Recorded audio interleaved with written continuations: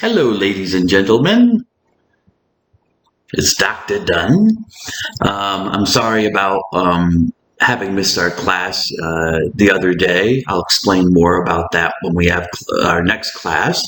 But this I'm putting, as per the syllabus, when a class is canceled, I'm putting up a copy of the lecture on YouTube so you can watch it.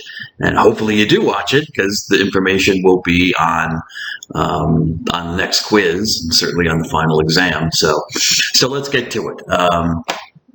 I just go where we finished. Let me put myself out of the way here.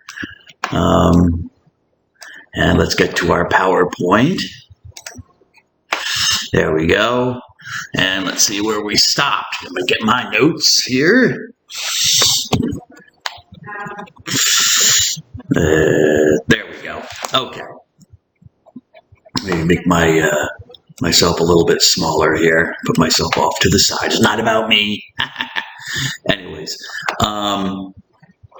yeah, we stopped in the last class talking about the First Vatican Council. And I talked a little bit about that, and I'll talk a little bit more about it there. As you know, it was held in Rome, technically in Vatican City, but in general we say Rome. And it was held at St. Peter's Basilica, which is located on the Vatican Hill. Hence, it's called a Vatican Council. And it's the first one because there was later a second one in the 1960s. And you can see the dates when it was held, 1869 to 1870. It did not formally end, as I said, because there was a war at the time. And I guess they invaded northern Italy and armies were coming down Italy, the peninsula of Italy. And the bishops all got scared and they ran away for their own safety. They all went home. And it was never formally completed until the 1960s. But anyways, it was called by this gentleman. You can see a picture of him here looking kind of pleased with himself. Pope Blessed Pius IX, and you can see his dates there.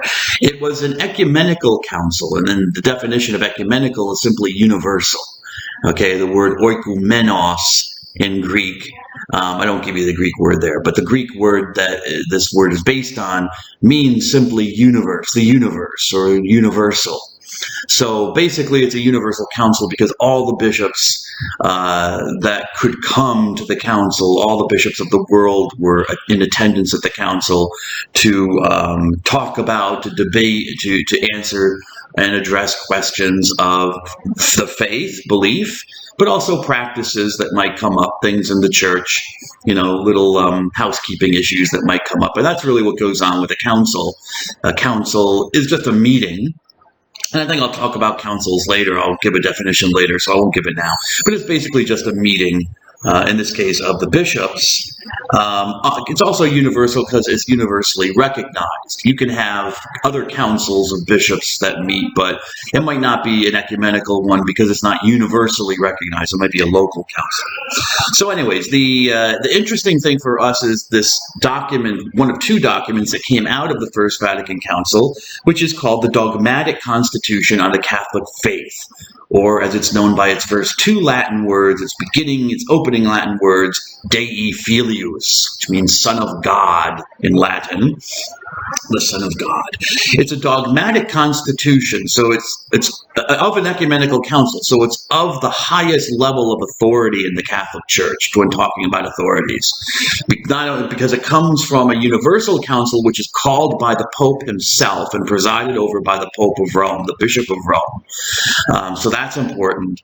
Also from all the bishops united in council, united in the Holy Spirit, but also because it's called a constitution. You know, the name tells you its importance. It's a constitution, like the U.S. Constitution constitutes our government of the United States. And hold on one second. I think I'm going to, there's a little bit of noise coming from another room. I might close the door, but maybe I won't. Maybe I'll just leave it alone. You can just hear me, I think, anyway, so it doesn't matter. Anyways, so if you hear a little noise in the background, that's just people talking. It's a constitution. Just like the United States Constitution constitutes our country, the Constitution is something that deals with what constitutes the church. So her beliefs, her dogmas, her doctrines about faith or morals. Making a lot of noise. Let me just see if I can. Hold on one second. I'm just going to close the door. I'll be right back. What's the season? All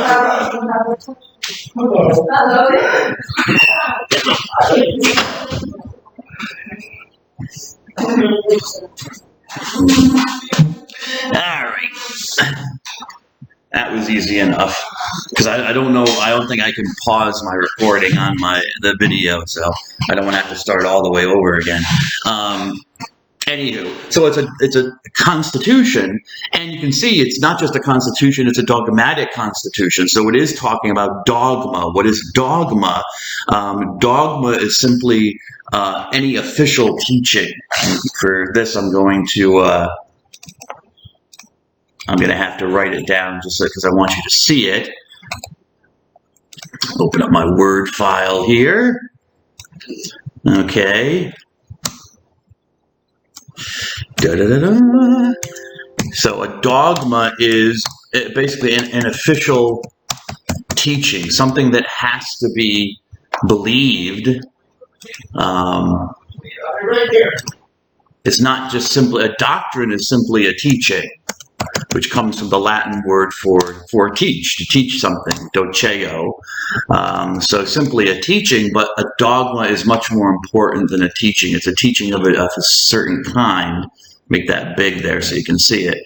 A dogma is a teaching of a certain kind. And it comes, I believe, from the same kind of word. It comes from Greek, though, not from Latin, which also means just a teaching, but it's used with this distinction of an official, I guess you could say, an approved teaching of the church that has to be believed. Okay? It's very important. So it's a dogmatic constitution. It's talking about what Christians or Catholics have to believe about the Catholic faith.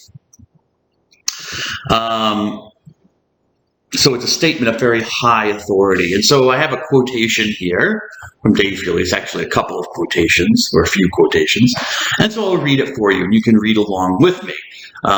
Because this is not one of your readings. This is quoted in the Catechism, but I didn't want to overload the readings with all sorts of stuff. So I knew I was going to give it to you on the PowerPoint, so I just decided I wouldn't require it. But anyways, unless you're taking Encountering Sacred Writings with me, then I do have you read excerpts from it.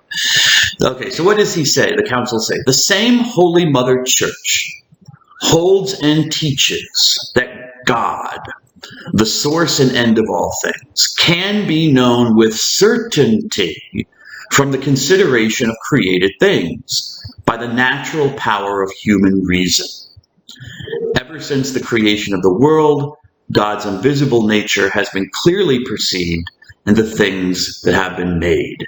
And this comes from chapter 2 of Dei Filius. And you can find Dei Filius online if you're curious to look at the longer document as well. And you want to just, maybe dig down a little bit, drill into it if you're curious. So this is something that I've already said, but I just want to show that it has the official approval of the Catholic Church. And it needed to be said at this time because, as I told you, in the 1800s, there were people were trying to deal with or grapple with modernity, which had been around for a long time, actually, for a couple hundred years, maybe even a little bit earlier than that, maybe the 1500s. But anyways.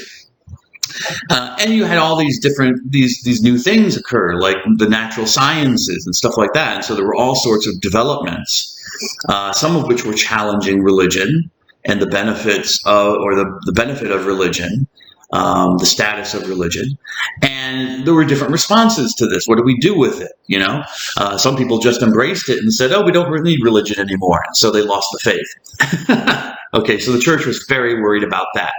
But it was also worried about some of the solutions people were giving within the church. Like some people said, just have faith, just believe because it's God and God is all truth.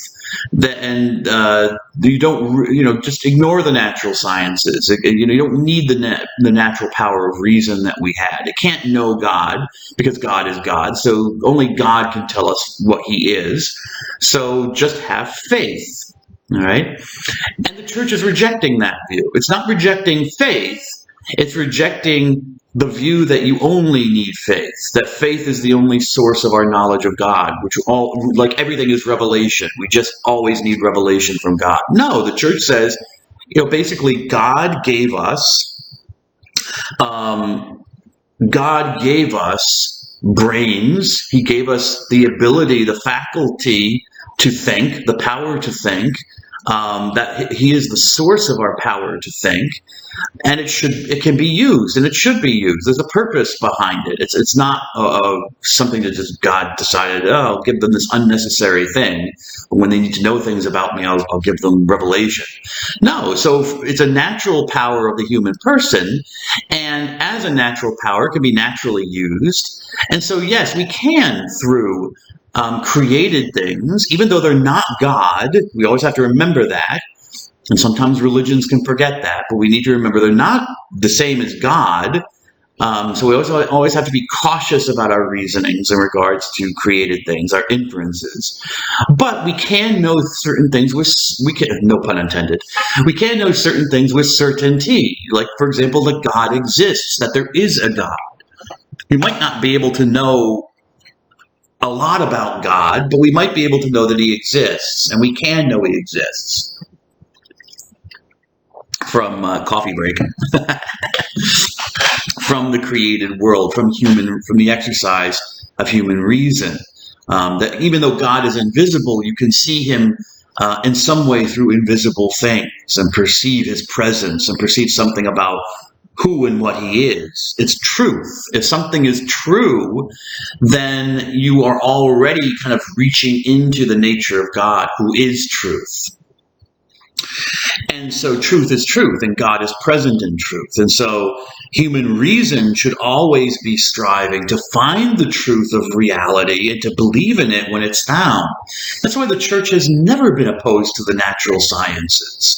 Okay? I mean, the church, there have been a lot of Catholic scientists throughout history. Yes, you hear about when there's headbutting and there are kerfuffles, like the whole Galileo incident and stuff like that, or whatever. Okay, but those are not the norm, actually. You have the Vatican has had scientists involved with it for a long, long time. It even has an observatory to see the stars and do astronomy, which is scientific, and it's been there for a long, long time at the Vatican. I believe even before this, Dei Filius. The church is not opposed to science or experimentation or the scientific method. It does have a problem when scientists try to talk about religion, which the scientific method is not designed to do. So reason and faith are not opposed to each other. Okay, they have a relationship, which is not one of opposition. And so we go to this next quotation from Dei Filius, chapter 2. Why would God do this for us? It was pleasing to God's wisdom, to His eternal knowledge, His goodness, to reveal Himself and the eternal laws of His will to the human race by another supernatural way. Okay, mainly through Christ, through Jesus Christ, ultimately through Jesus Christ. But obviously there was history before Jesus Christ. You had the whole Jews, the whole history of the Jews. So God was revealing Himself to them.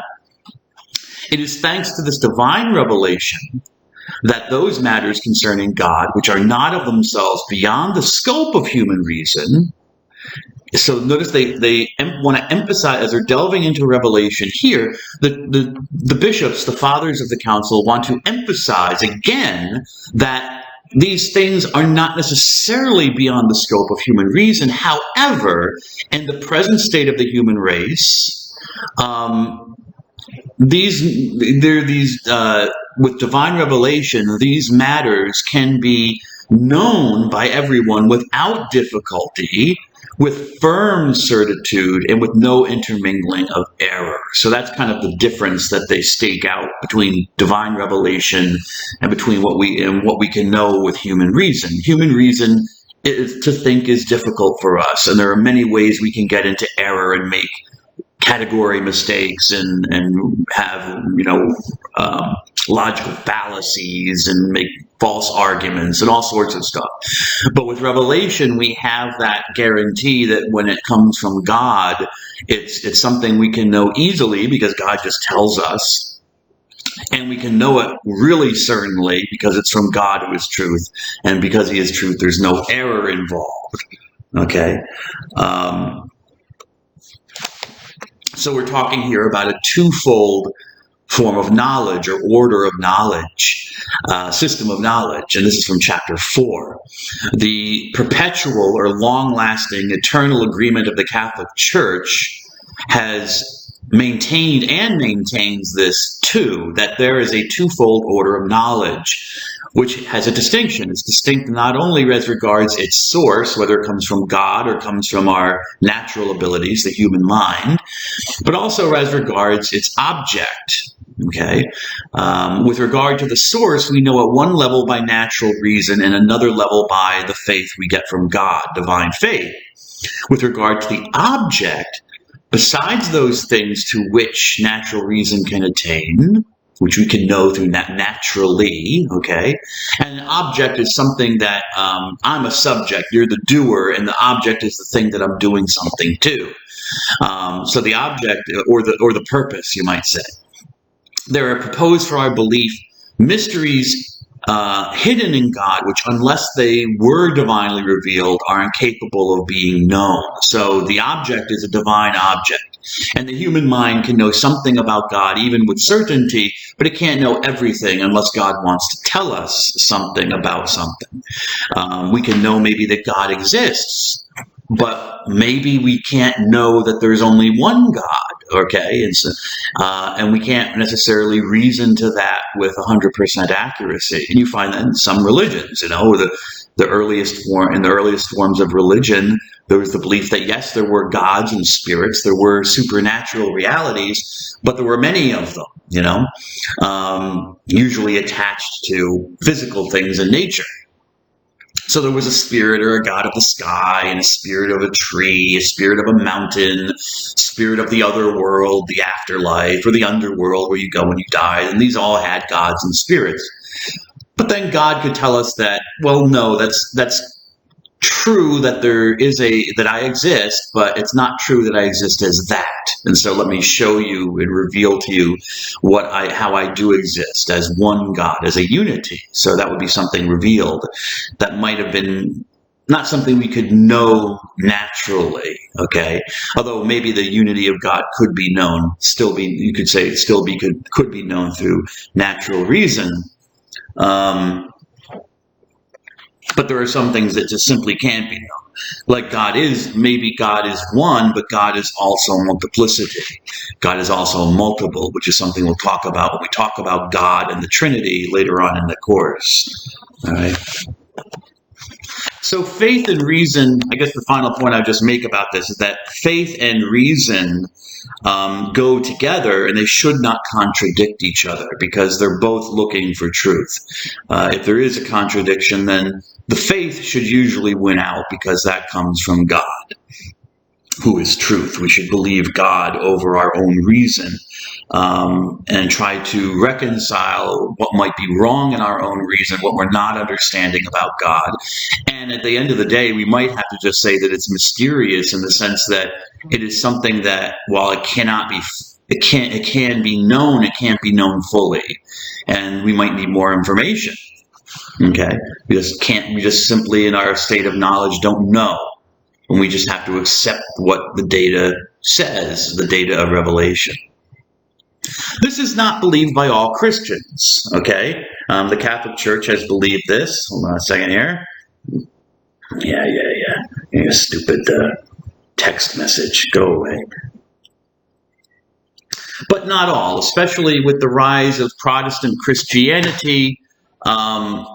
reason was looked down on. They thought that the church was too invested in reasonable thought and thinking, almost like, you didn't need God's revelation. You could simply, through the power of human reason and philosophy, know just about everything you're supposed to believe about God.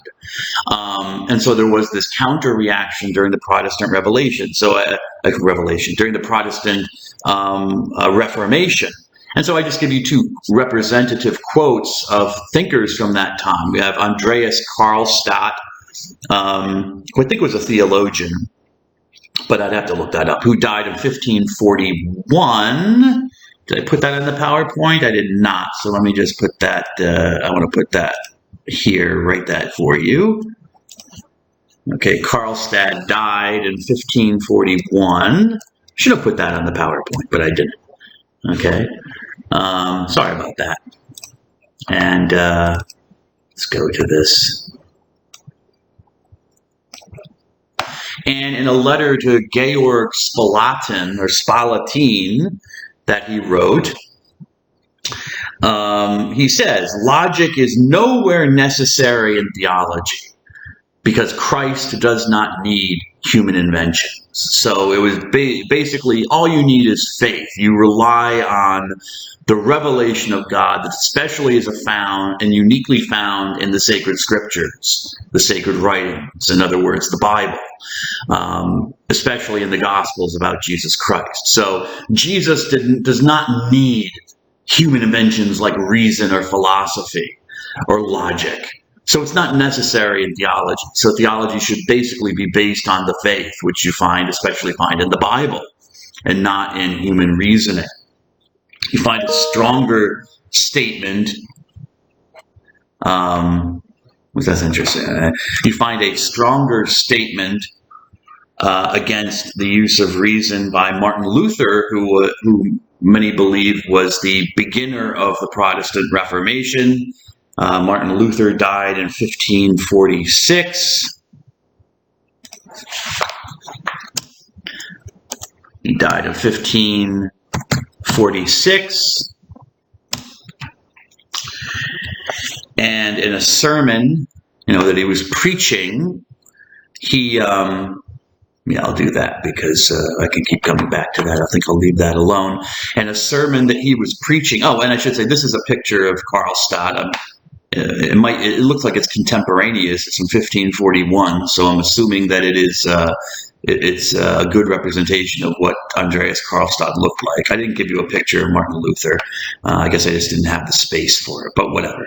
Anyways, in a sermon that he gave near the end of his life, as you can see, 1546, he says usury is charging interest on a loan. Okay, and we know if you have a credit card, you know all about that. So usury, gluttony, overeating, overdrinking, adultery, manslaughter, murder, etc. These can be seen, and the world understands that these are sins. We know they're bad things. But the devil's bride, reason, the lovely whore, comes in and wants to be wise. And what she says she thinks is the Holy Spirit. Who can be of any help then? Neither a jurist, meaning a lawyer, or a physician, nor a king, nor an emperor, for she is the foremost whore the devil has. The other gross sins can be seen, but nobody can control reason. So she's a prostitute, she's a faithless woman, when you let reason loose, she goes all over the place and she's unfaithful. And people think that she's useful, but she's really not. So some Christians don't agree with this, but the Catholic Church, rejects that view. It's just the Bible. And then people think it's just the Bible, it's just Scripture, and that's what the Protestant Reformation argued for. Don't believe in popes and councils of bishops because they're sinful men. Don't believe in human science because human science is natural. It's part of sinful, corrupt human beings. What do you have? You have God's revelation in the Bible. So follow that. That's trustworthy. Just the Bible. That's the surest foundation and source of authority for Christian belief and practice. And for Protestants, it is the only source of authority, but not for Catholics, not for Eastern Orthodox, for other Christians. For the ancient churches, it never has been. It's part of the sources of authority, part of the faith, but it's not the end-all and be-all of authority. And it never has been. It's only since the 1500s with the Protestant Reformation that they threw out everything else and said, no, we just stick with what's purely divine revelation. But the Christian view has always been this one that was encapsulated in a short statement by a man, St. Anselm of Canterbury. Canterbury is in England in the United Kingdom, so that's where he was bishop. I believe he was bishop, and he lived from 1033 until 1109. So he was primarily in the 11th century, in the Middle Ages. Almost in the middle of the Middle Ages, St. Anselm. And he wrote a book called the Proslogion. He also wrote another one called the Monologion, where he gives his famous argument for the existence of God, I believe. But, in the opening part of this work, the preface, he just states in the beginning why he wants to write this work. And he says, because the faith, our beliefs, are always looking to understand, are always seeking to understand why we believe. We humans are always seeking to understand why we believe. And faith of its nature is always, fides, is always querens, from question to seek. You seek an answer. Intellectum, understanding. You already know these words, so you can kind of spell it out, figure it out for yourself. Faith, and that's what theology is, and that's what religion is about. It's faith seeking understanding. As such, reason then is a source of authority for our knowledge about God and also about the created world in general. And so the two go together. Faith and fides and I guess you could say intellectus, faith and understanding go together. We want to understand what we believe, so we have to think about it. We do think about it. Why do we then, the question that someone might raise is, then why do we need revelation? What is revelation good for? And an answer to that was given in a document by Pope Venerable Pius XII. He was Pope back in the 40s and the 50s. I think he died in 1958, if I remember correctly. I could be wrong about that, but I think I'm right. And he's venerable, so he's maybe on the path to sainthood. He's at a lower level, or beginning level. He might not go any further because, he maybe should have and could have spoken out more against the Nazis during World War II, which he did not. So it probably won't raise him any higher than that. But he seemed to have been a good and holy man nonetheless, even though, he had his faults and his failures and failings like anybody else. So he's Venerable Pius XII. And he wrote an encyclical letter, a letter that's sent around. It's a cycle, so he sends it around like a circle to all the bishops of the world. And encyclical letters are written usually about problems or issues that are important to the Pope and that he wants to teach on. And we have this letter called Humani Generis. The long title in English is Concerning Some False Opinions Threatening to Undermine the Foundations of Catholic Doctrine. Okay, so that tells you right there what his concern is or why he wants to write. People are spreading ideas that are not correct, and they're undermining the faith. Why do we need revelation at all? Because human reason is not foolproof. Okay, just if you look at the diversity of mankind's religions, or the diversity of human philosophies and cultures, it shows you that, you might believe there's one true. Well, people can even deny when they look out at human culture and religion. Someone can come to the conclusion that, well, there really is no truth, because everyone comes up with this different perception of what the truth is, and they all contradict each other, which is true, I think. Which then begs the question: if it's true, then isn't there an ultimate truth? That you're making this judgment on. You always get back to that. You're assuming that there is truth even when you're denying that there's truth through contradiction. But that can be an impediment to people believing in truth. Or maybe they reserve their judgment. They become agnostics because, I can't tell if Christianity is true because you've got Islam, you've got Buddhism, you've got Hinduism. They all claim to be telling the truth about the world and what the reality is, and they're all different. So how am I supposed to know, just little old me, if people, not all people can tell him. So, human reason, just using our reason, is not foolproof. And that's basically what the Pope says. He says, for though absolutely speaking, human reason by its own natural force and light can arrive, it does have the ability, at a true and certain knowledge of the one personal God, and also of the natural law. He throws that in there, which is another way of talking about morality, how we should act towards God and towards other people. The natural law, which the Creator has written in our hearts. Still, there are not a few obstacles to prevent reason from making efficient and fruitful use of its natural ability. Okay? People can, be very brilliant thinkers, but they can still make mistakes in their reasoning or their logic. People can be lazy in their thinking. They just don't want to think, just want to be told what to do or what to believe. People can be stupid.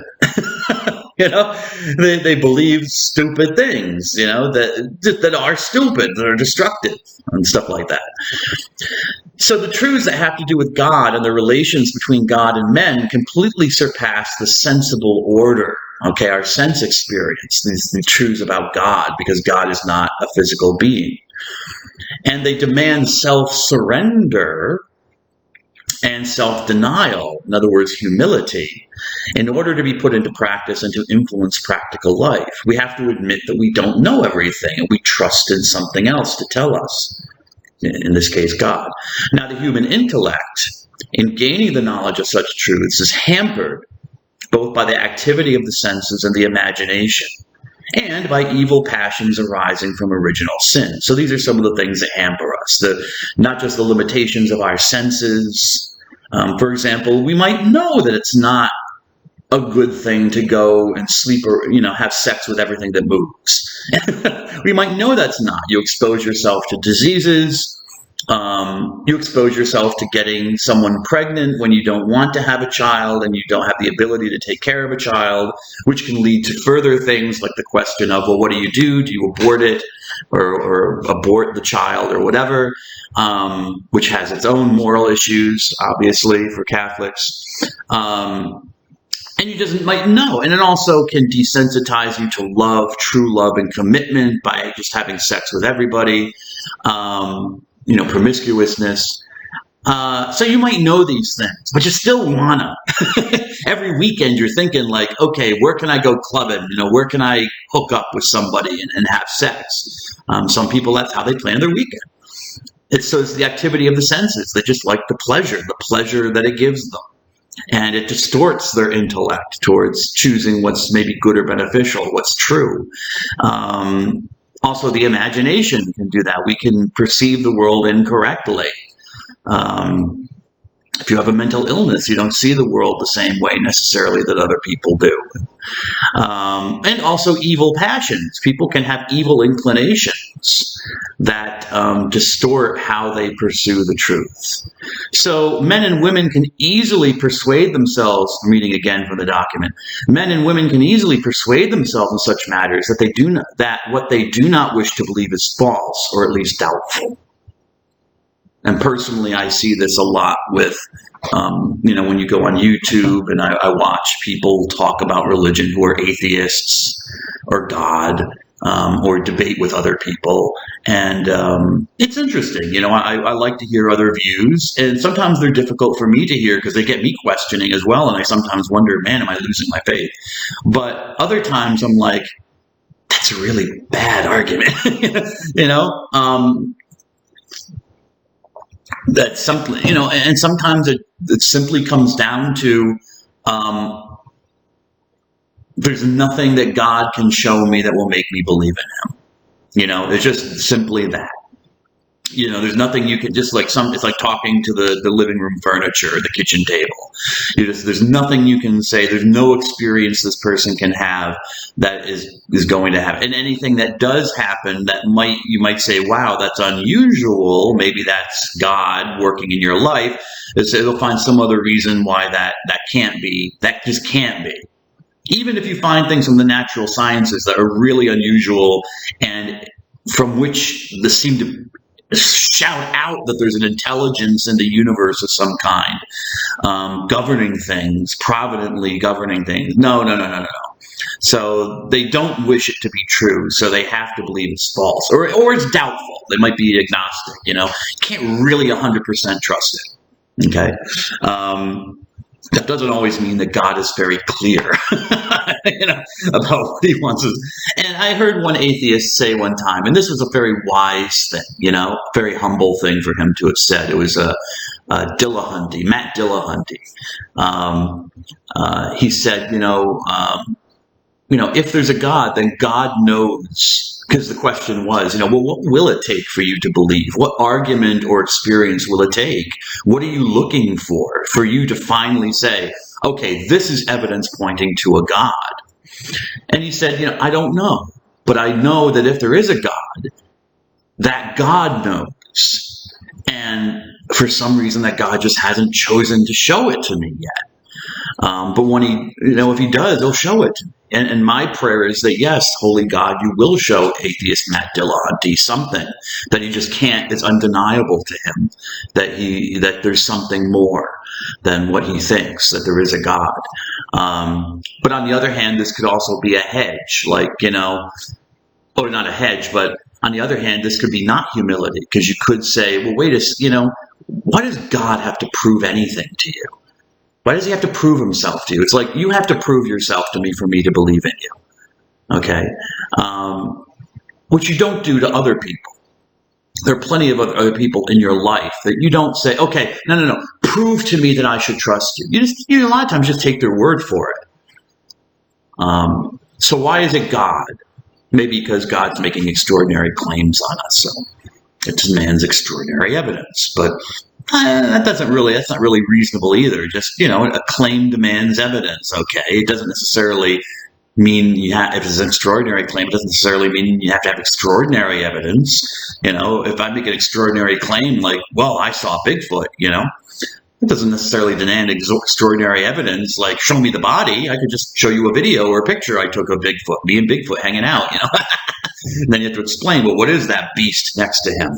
That's Bigfoot.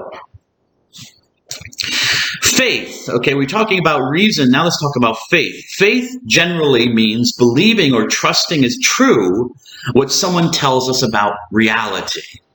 Now, someone told people in the last class that if I'm not there within 15 minutes, then according to the syllabus, apparently according to the syllabus, I wasn't there, that everyone could just leave. When in fact the syllabus states in black and white that no, it's 20 minutes. And when I went over the syllabus on the first day, I said specifically and clearly, 20 minutes you have to give me before you can go, and the class is canceled. Nevertheless, people took this person at his or her word as that it was true, and they all left. Okay, that's faith. You had faith in that person. It was wrong, but it was faith. Okay, faith can be incorrect sometimes. But we're using it here, the faith, in a specific sense about trust in God. All right, I'll get to Revelation in a second. We're talking here about trust in God. Specifically, who is truthful by nature? That's the first point. God, we believe, is truthful by nature. He's not, when we think of God, we don't think of deception.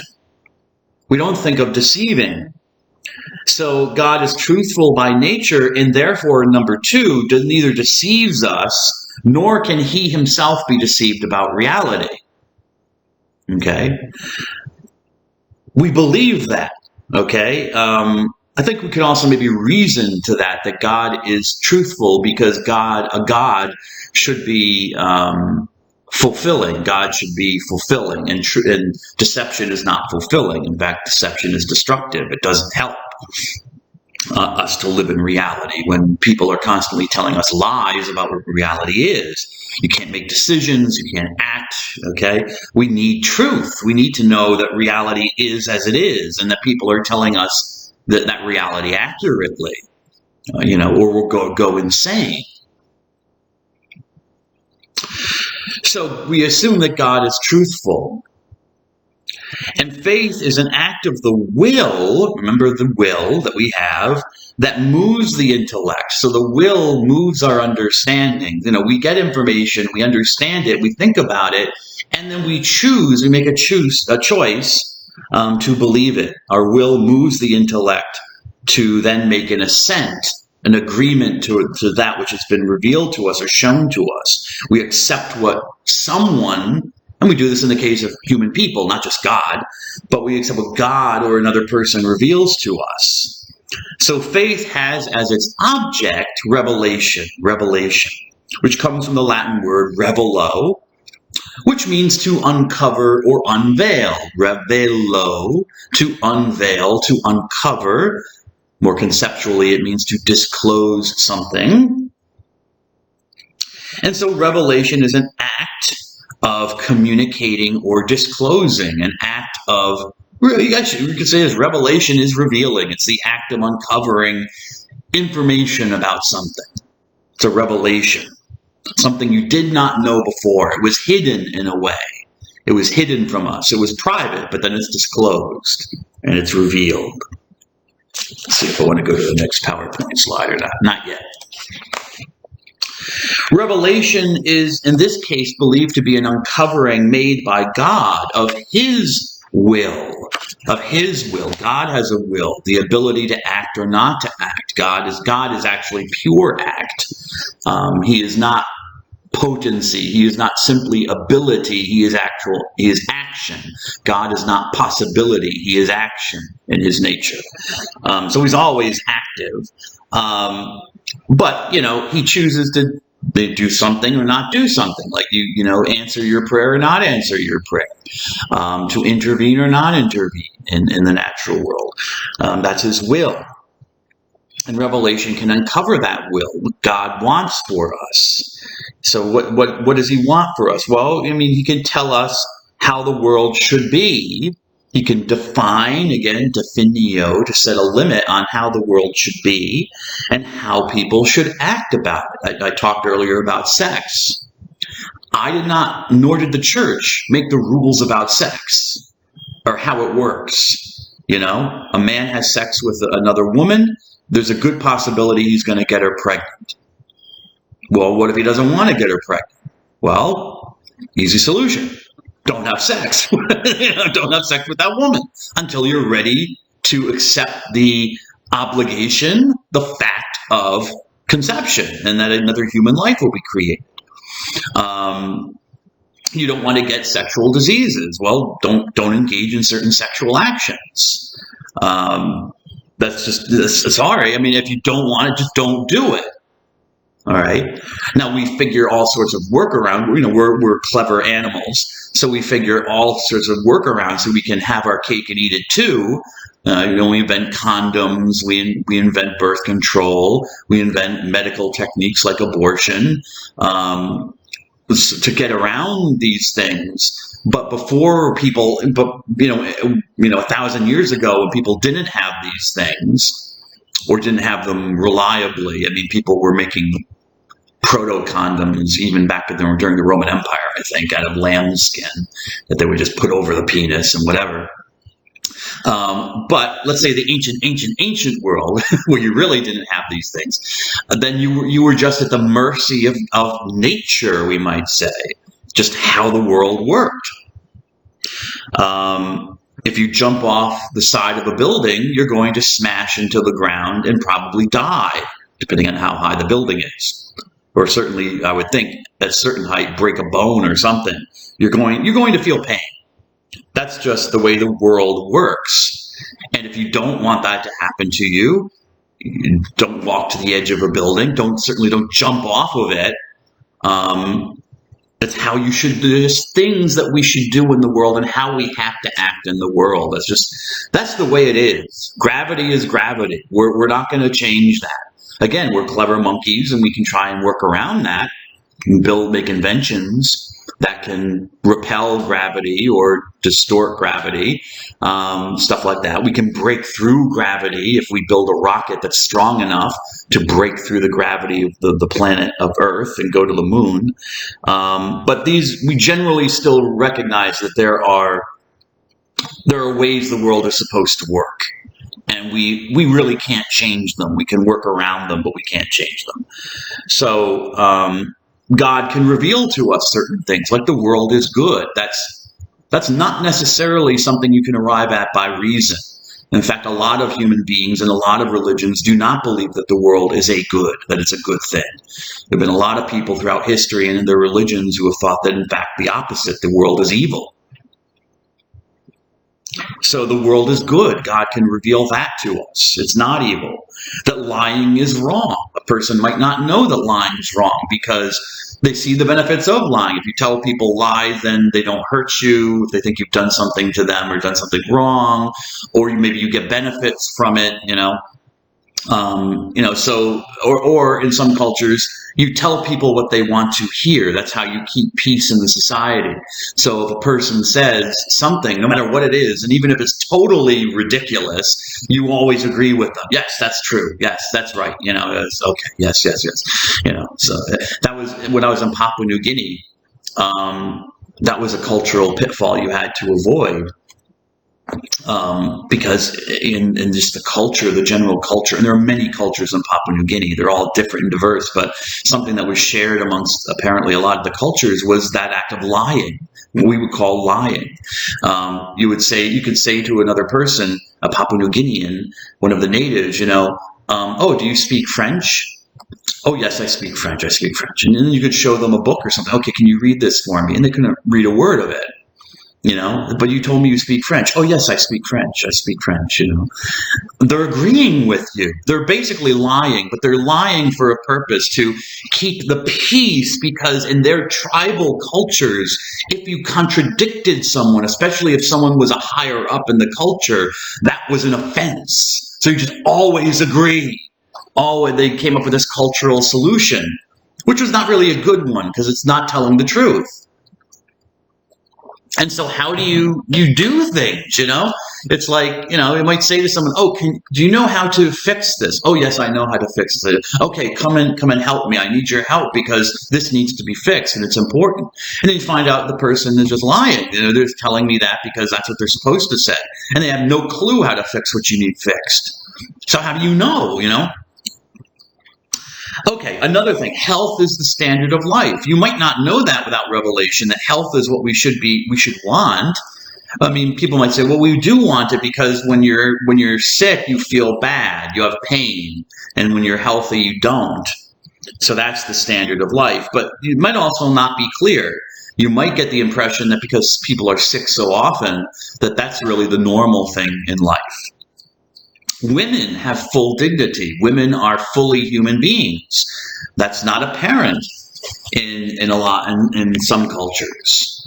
God can tell us that, as he does, for example, through the Jews. That was one of the revolutionary things about Judaism, was that they had this belief that in the book of Genesis, in the beginning of the Bible, that God says that both male and female were created in his image and likeness, in the likeness of God.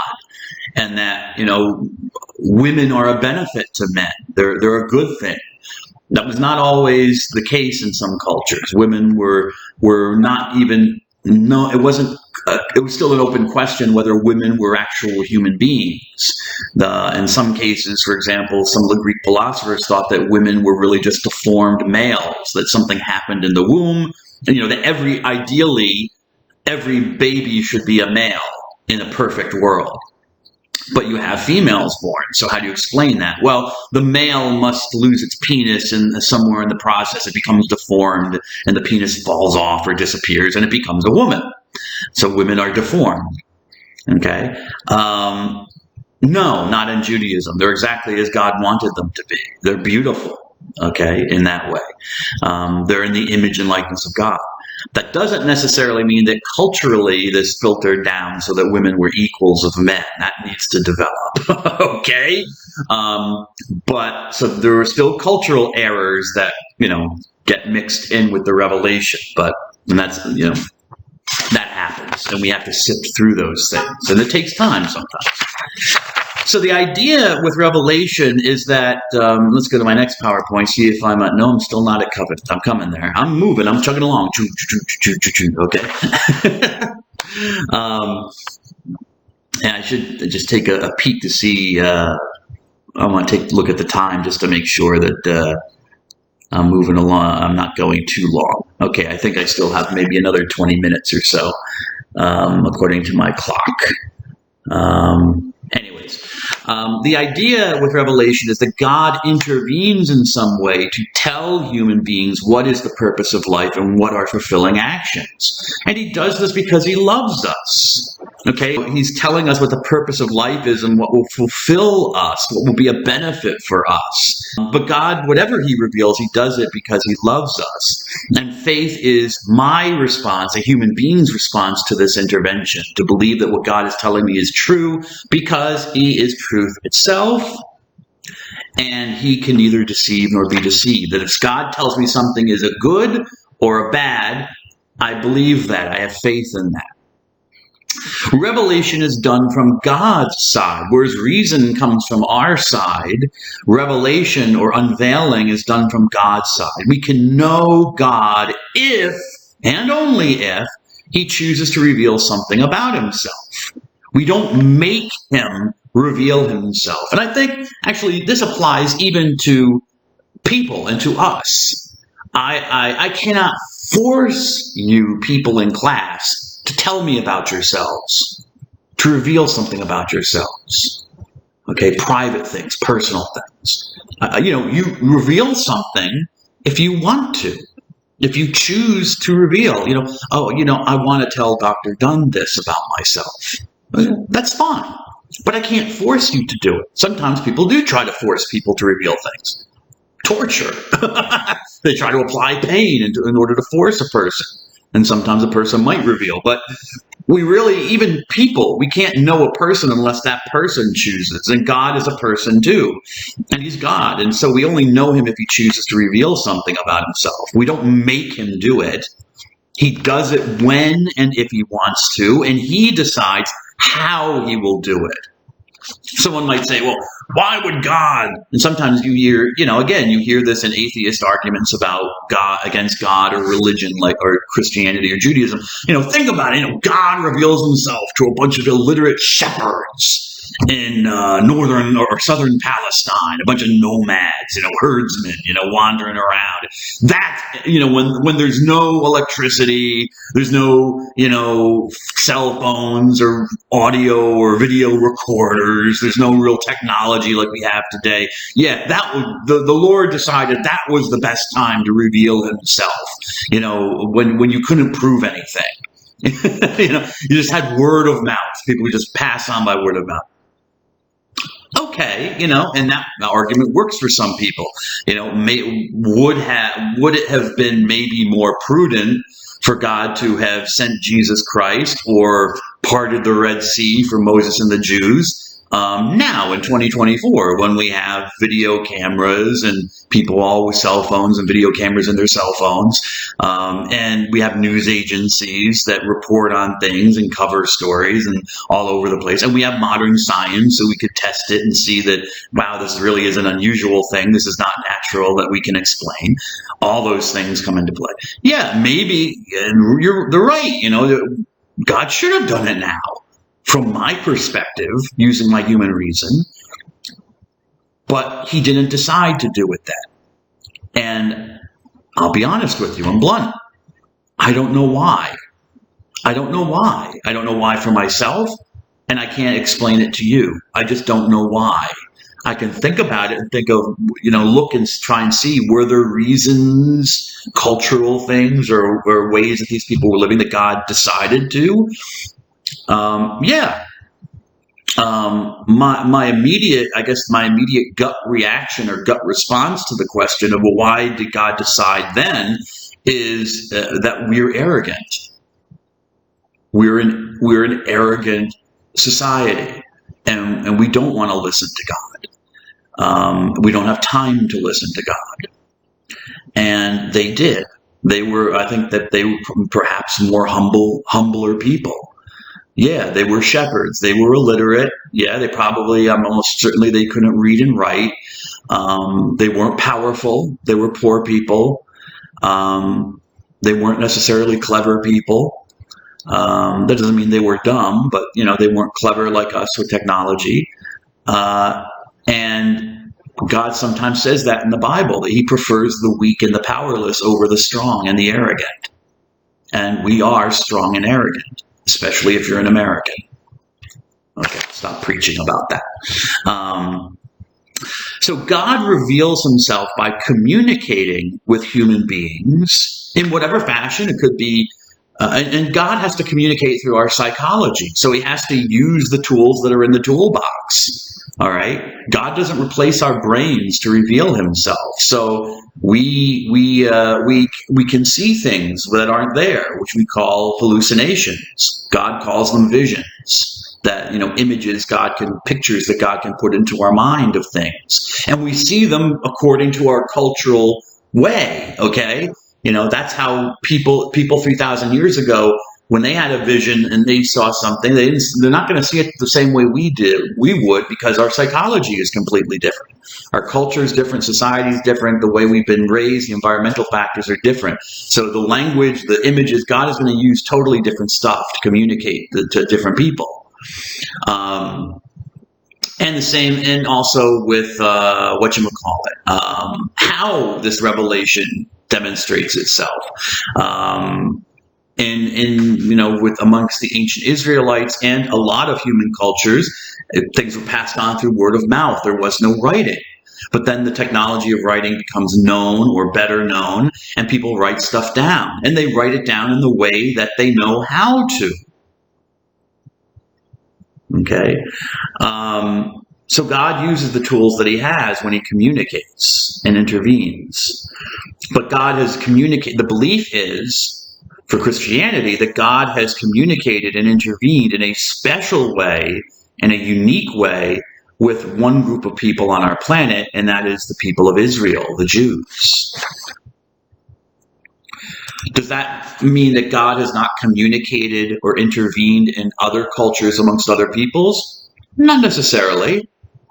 I mean, the fact that there are so many human religions, yeah, you could put that down to just the exercise of human reason and the development of human reason over time, and you get human religions because we are, believe, spiritual beings.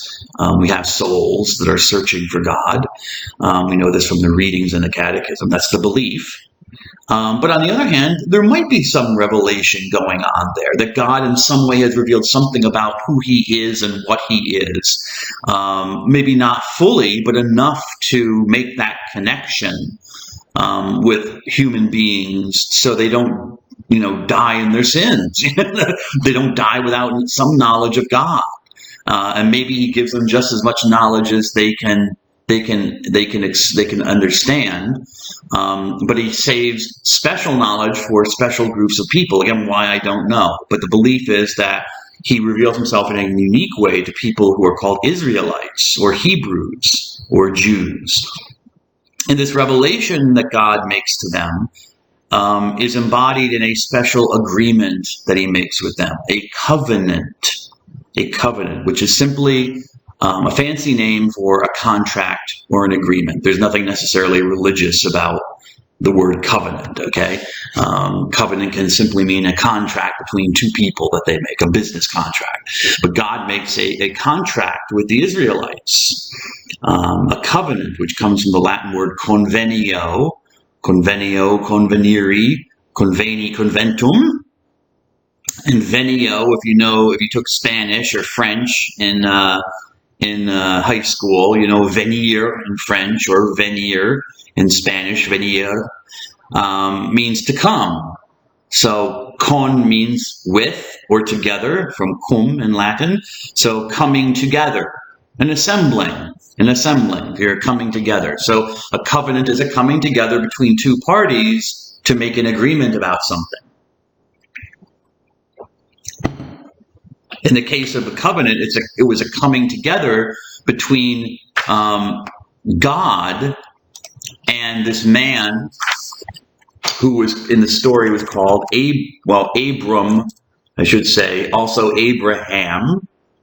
I might talk a little bit more about this later, but it's the same name, actually. It's just Abraham is simply a variant of Abraham and Abram. They're really not two different names, but they kind of, in the story in the Bible, they kind of make a big thing about that God changes his name from Abram to Abraham. And the writer of the book of Genesis sees some deeper meaning in that change of name. Sometimes God does change people's names, and it has meaning. And it does seem to be the case, but it's a related name. So this binding relationship was made between God and this man, Abraham. And let me see if I do put that on the next PowerPoint. Let me see here. Let me see. Nope, I don't. Okay, so I got to stay on this. Hold on one second. Yes. Oh, okay. Okay. I'll wait for a few more minutes. Okay, thank you. Got someone who's going to come in. I'm near the end anyways. Makes a binding relationship with this man, Abraham, who is living in the Middle East. We talk about Abraham. I wonder if I talk about Abraham later in another lecture. I'm trying to think if I do, or if I'm thinking about other things. I think about the Jews. I might talk about it later because I don't know. I'll have to look. If I have to come back to it, I'll come back to it. But I'm just going to give you the bare bones here. He's a man living in the Middle East. And if we look at, here's my doing other work for another class. So we go to Google Maps. This is where Dr. Dunn lives, if you're curious, in northern New Jersey. So you see I'm all the way up here, so I'm coming all the way down here. Anyways, in the Middle East, according to the story, Abram starts his journey down here in southern Iraq, and he is told by God to journey up, or actually journey over to this land over here, which he doesn't know about at all. So he follows the river going north, and then he comes down to what's called Canaan, the land of Canaan or Palestine or Israel today, and that's where he settles. And God makes a covenant with Abraham that, I think I'm talking about Abraham more when I talk about the Messiah. But God makes a covenant with Abraham that he will give him that land of Canaan, as it's called at the time, Palestine, Israel. He will give him that land of Canaan, and he will also give him a lot of children. And he will have children because Abraham and his wife don't have any children yet. Okay, and they're very old, so they're beyond the childbearing years. So God's going to kind of like work a little miracle and give them children. One of these children is called Jacob, his grandson, and that's where we actually get the word Israel from. Again, I might talk about that later, but that's where we get the name Israel from, because God does change, or an angel, I think, but is a representation of God in the story, changes Jacob's name to Israel. Okay, and that's significant. Okay, and that's why they're called Israelites. They're sons and daughters of Israel, or later the Jews. But it's really a man's name. Israel is not the name of their country, or the country. It's the name of Jacob that was given to him by God, apparently. So Jacob is his grandson, and it's through Jacob that the Messiah will eventually come. God promises through this man Jacob that from one of his sons will come a king savior, a Messiah, as it's called technically, but is really a king savior who will save the Jewish people, to free the Israelites from all their enemies and from all their distress. Okay, and I think I'm at my end time here, so I'll make a little note for myself to end here, and we will come back to come back to the lecture on Tuesday. Actually, Thursday. Excuse me. So I'll see you then. So God bless you all. I wish you a good day. Thank you for listening. Let me stop the recording. There we go.